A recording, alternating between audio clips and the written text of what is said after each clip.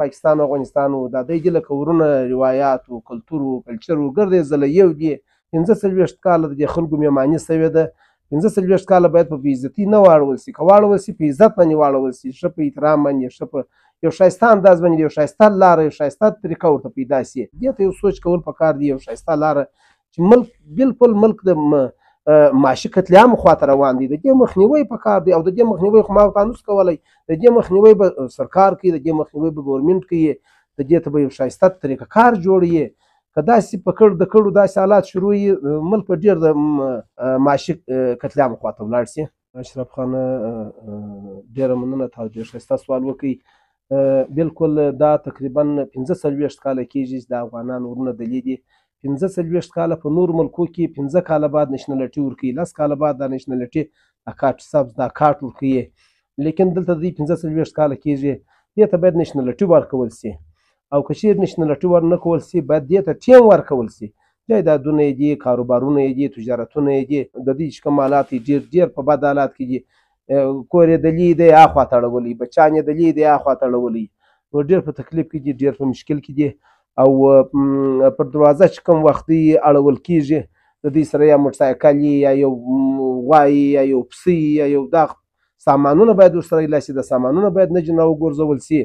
باید د دوی د کوم سامانونه چې دي د دې سره باید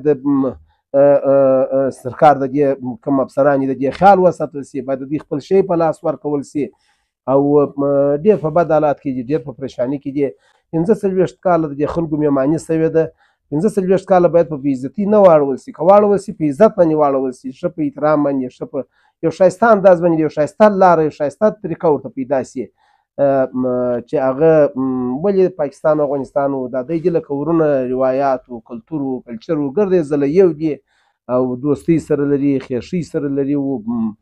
نو بالکل د دوی چې کوم ژوند دی د دوی دي لکه ورونه د ژوند یې سره تېر کړی دی، نو دا باید د مابینځ کې نفرت نه سي را.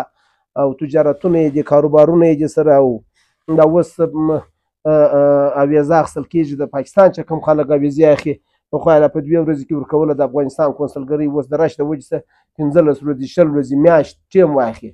نو دا چې اوس کوم مال ولاړی، دا مال پسته ځان نشي رسولی.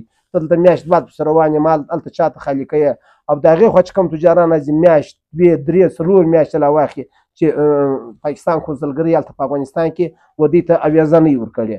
نو پر تجارت یې ډېر اثر اچولی دی، پر کاروبار یې ډېر اچولی دی، بېروزګاري ډېره سوې ده، پراپرټي بالکل ختم شوله، جایدادونه ګسه څوک موت نه کوي.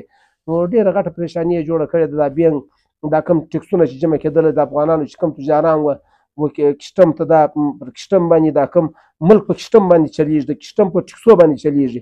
دا ټکسونه اوس نیمۍ ته رسېدلي دي، ولې مالونه وو، تجارت کم سوی دی. ډېر خلک ولاړه دوبۍ له کومې خوا ته یې خپلې پیسې وایستلې، د دې ځایه کاروبار وایستی، کاروبار یې ختم کړي ګر سره. دا بینک منیجر یو وخت ما ته ویل و دا مخکې زما سره څو کروړه به د ورځې جمع کېدې د خلکو، دا اوس د هغه 4مه کوټه نه جمع کېږي دا پیسې. زموږ سره چې خلک یې پیسې پخوا بېدلې، زموږ سره جمع یې ښولې. نو دا رقم په راشي باندې اثر اچولی دی، ډېر غټ مشکلات راغلي دي.